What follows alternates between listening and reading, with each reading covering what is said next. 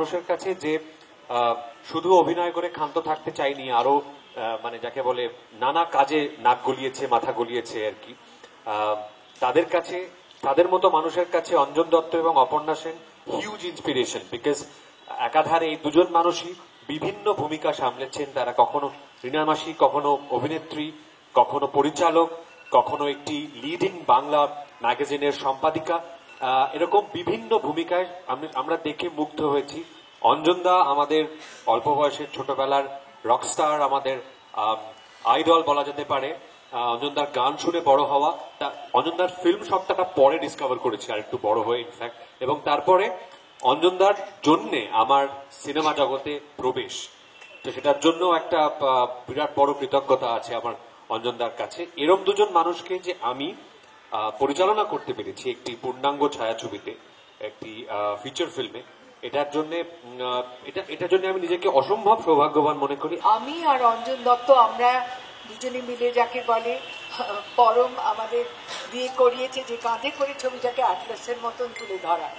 তো আপনারা তো অনেক ধরনের ছবি দেখেন এখন, কিন্তু এই ধরনের ছবি যেটাকে একটা চেম্বার ড্রামা বলা হয়, যেটা একটা দুজন মানুষের অভিনয়ের ওপর দাঁড়িয়ে থাকা একটা ড্রামা, যেটা একটা গল্প, একটা রাতের গল্প, সেটা আমার মনে হয় আপনাদের হয়তো কিছুটা নতুনত্ব তার মধ্যে আপনারা খুঁজে পাবেন। একই রকম ভালো লাগা থেকে একটা জিনিস তৈরি হয়েছে, ঠিক ফরমাইশি কাজ হিসেবে আমি এটা করিনি। I am very proud of this work.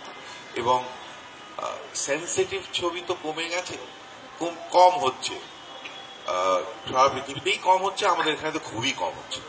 তো আমি মনে করি প্রত্যেকটা দর্শকই, আপনারা সবাই ফাইনালি একটা সেন্সিটিভ ছবি দেখতে চান, যে ছবিটা আপনাদের একটু টাচ করবে, অন্যরকম কিছু ভাবাবে।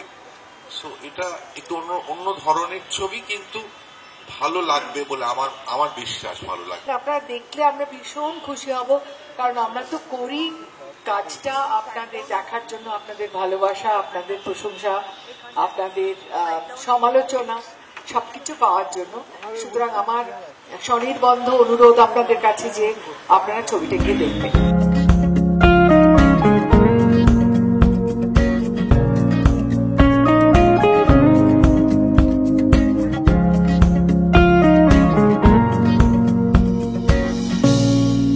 আমি খুব অল্প বয়সে আমার বাবা মাকে হারাই। আমার 20 বছর যখন বয়স, তখন আমার বাবা চলে যান।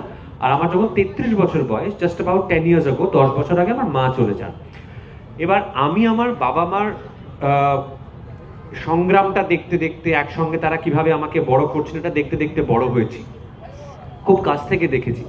কিন্তু ওনাদের বুড়ো হওয়াটা দেখতে পাইনি, এই সুযোগটা আমার ঘটেনি। তো আমি যখন চিরঞ্জীবের এই আইডিয়াটা শুনি, আমার প্রথম মনে হয় যে আচ্ছা, আমার বাবা মা যদি বেঁচে থাকতেন, এদের যখন 50তম, এরা যখন 50তম বিয়ের বছর পালন করতেন, এরা কেমন হতেন। এইটা আমার কোথাও একটা দেখতে ইচ্ছে করেছে। এটা বলা যেতে পারে সেই ভীষণ ব্যক্তিগত ইচ্ছেটা থেকেও এই ছবিটা বানানো।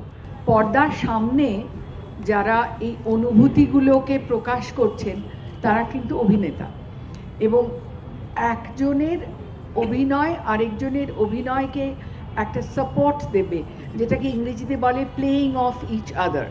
ভালো অভিনেতারা যখন ডিরেক্ট করে, তখন ভালো অভিনয়টা করা সহজ হয়ে যায়। একটা সিদ্ধান্ত আমরা নিয়ে নিয়েছিলাম যে এই দুজন যদি না করে ছবিটি, তাহলে এই ছবিটি আমরা করব না। That was decided. কেননা এটা খারাপ ভালোর প্রশ্ন না, মানে এনাদের বয়সী আরো অভিনেতা অভিনেত্রী আছেন কি নেই সেই সেটা প্রশ্নই নয় এখানে।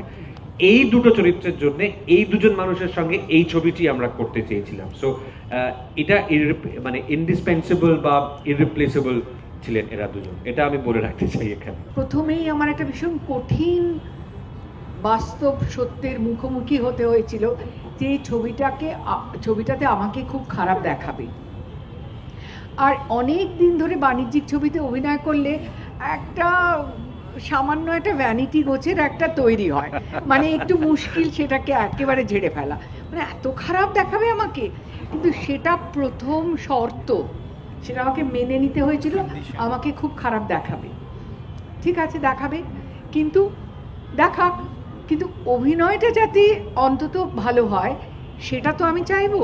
সেটা কিন্তু আমার সঙ্গে যাকে আমি বিশ্বাস করতে পারি, যার অভিনয় ধারার প্রতি আমার সম্পূর্ণ আস্থা আছে, যার অভিনয় ধারা আমার সঙ্গে মেলে, যেটা আমি আগেও বলেছি যে যখন সংলাপ বলা হয় এই ছবিটাতে, মানে আগে থেকে মুখস্থ করা এটা আমার ডায়লগ, এটা আমি জানতাম, এটা আমি বলছি, এটা যেন না হয়। মানে তার মধ্যে যেন একটা ইমিডিয়েসি থাকে, তার মধ্যে যেন মনে হয় যে এই মাত্র আমি এই কথাটা ভেবে আমি বললাম, সেটা বোঝা গেল যে আমি ভাবলাম। সুতরাং যেসব পজ আসে স্বাভাবিকভাবে, যেসব কথা হয়তো দুবার বলা হয়, স্বাভাবিকভাবে স্বতঃস্ফূর্তভাবে সেটা হতে হবে, এবং সেটা অত্যন্ত দক্ষ, অত্যন্ত ইন্টেলিজেন্ট এবং সেন্সিটিভ সহ অভিনেতা না হলে এটা করা যায় না। সুতরাং আমি সত্যি বলছি, অঞ্জন না থাকলে আমি ওকে বলতাম যে তোর গল্পটা খুব সুন্দর কিন্তু আমি করবো না রে। যখন লাইক মাইন্ডেড লোক, মানে যে ধরনের অভিনয় আমার ভালো লাগে সেই ধরনের অভিনয় অপর্ণা সেন ভালো লাগে, সেই ধরনের অভিনেতাই পরম। এই যখন এই মিলগুলো থাকে, যে ছবিগুলো আমাদের ভালো লাগে, মানে যে ধরনের গান আমাদের ভালো লাগে, যে ধরনের গল্প, এই মিলগুলো থাকলে এনার্জিটা বেশি হয়, মানে অনেক বেশি কনস্ট্রাকটিভ একটা এনার্জি আসে। আর যদি মিল না থাকে, যে আমি যে ধরনের অভিনয় করি, যে ধারা, যে অভিনয়ের ধারায় বিশ্বাস করি, অপর্ণা সেনও সেই অভিনয়ের ধারায় বিশ্বাস করে, যদি না করতো তাহলে একটা প্রবলেম তৈরি হয়। সেই প্রবলেমটা ওভারকাম অনেক সময় করতে হয়েছে আমাকে।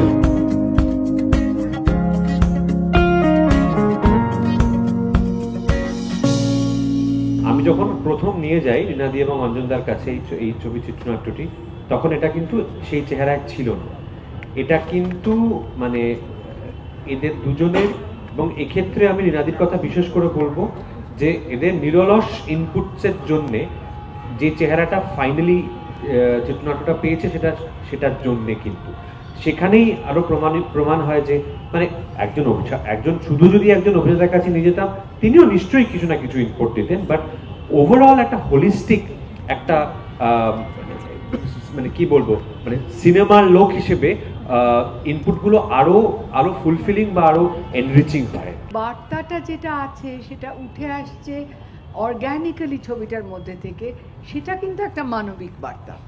সেটা ভালোবাসার কথা, সেটা বিশ্বাস অবিশ্বাসের কথা, সেটা এই দম্পতির জীবনে একটা রাতের কথা, যে রাতটা সত্যের মুখোমুখি হওয়ার রাত, যে রাতটা একটা নাইট অফ রেকনিং বলা যায়।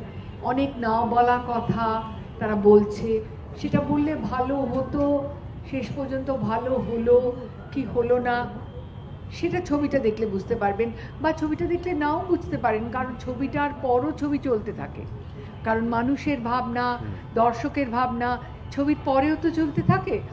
তো এই বলা বা না বলাগুলো শেষ পর্যন্ত যে বলল তার একটা ভেতর থেকে একটা রিলিফ হলো যে আমি বলে দিলাম সত্যি কথাটা, কিন্তু যে শুনলো তার কি রিয়াকশন হলো, তাতে কি তারা আরও কাছাকাছি এলো না এলো না, নাকি সেইটা সারা জীবন তাকে হন্ট করবে, এই সব প্রশ্নগুলো ছবির শেষে রয়ে যাবে। আমি গত 25-26 ছবিতে অভিনয় করেছি, খুব কম, কিন্তু তার মধ্যে দু একজন এসছে যাদের সঙ্গে আমার কাজ করতে অসুবিধা হয়েছে, কারণ তারা একটা অন্য ধারা থেকে এসছে, তারা হয়তো আমাকে অন্য কিছু করাতে চাইছে যেটা হয়তো আমার অসুবিধা হচ্ছে করতে, বা আমি সেটাকে অভিনয় মনে করছি না, সেটাকে অতি অভিনয় মনে করছি। কিন্তু আমি গ্রেটফুল দ্যাট এখানে বাকি দুজন যারা রয়েছে তারা দুজনেই সার্টেন কাইন্ড অফ সিনেমাতে বিশ্বাস করেন, এবং সার্টেন কাইন্ড অফ একটা ধরনের অভিনয় বিশ্বাস করেন, যেটা একটা অন্য এনার্জি আনে। আমার মনে হয় না আমি আগেও কাজ করিনি, আর আমার মনে হয় না যে আমি আগামীতেও খুব রোজ এরকম একটা বিষয় নিয়ে কাজ করা যায়, তার কারণ এরকম দুজন অভিনেতাও পাওয়া যায় না, আর এরকম একটা বিষয়ও বারবার হয়তো আমি সুযোগ পাবো না এরকম একটা বিষয় নিয়ে কাজ করতে। আমরা সবসময় ছবিটা কিসে ভালো হয় সেটা ভাবছি, শুধু নিজের রোল, নিজের অভিনয় ভালো হচ্ছে কিনা, সিনটাতে আমি কতটা প্রাধান্য পেলাম সেসব আমরা ভাবছিলাম না। আমরা গোটা সমগ্র ছবিটা কি করে আরও ভালো করা যায়, পরিচালক এবং অভিনেতা হিসেবে আমরা তিনজনেই সে কথা ভাবছিলাম। আর পরম যেহেতু অভিনেতা পরিচালক, সেহেতু অভিনেতাদের কি সুবিধে অসুবিধে সেটা পরম খুব ভালো বুঝতে পারছিল। কোথায় আমাদের অসুবিধে হচ্ছে টুক করে সেই জায়গায় আমাদের একটু নাচ করে যাকে বলে ঠিক জায়গায় নিয়ে আসছিল, যদি ভুল পথে চলে যায়। অথচ কোনোভাবে আমাদের কখনো আমাদের স্বাধীনতাটাকে ও কখনো আটকে দেয়নি, মানে আমরা স্বাধীনভাবে স্বতঃস্ফূর্তভাবে আমরা অভিনয় করতে পেরেছি। আমি যেটা ধরতে চেয়েছিলাম পর্দায়, যে দুজন 50 বছর অতিক্রান্ত করা একটি দম্পতি, তাদের নুয়ান্সেসগুলো, তাদের নিটিগ্রিটিসগুলো যেগুলো চিত্রনাট্যে ছিল না, সেইগুলো যেভাবে ওরা নিজেরা বার করেছে, নিজেদের অভিজ্ঞতা এবং নিজেরা ফিল্ম মেকার হওয়ার দরুন, মানে ফিল্ম মেকার তো বটেই, মানে প্রথিতযশা ফিল্ম মেকার হওয়ার দরুন আর কি, সেইটা আমার মনে হয় আমাকে ভীষণভাবে ঋদ্ধ করেছে, সমৃদ্ধ করেছে এবং ভীষণভাবে সাহায্য করেছে আমাকে in the whole process of the film making.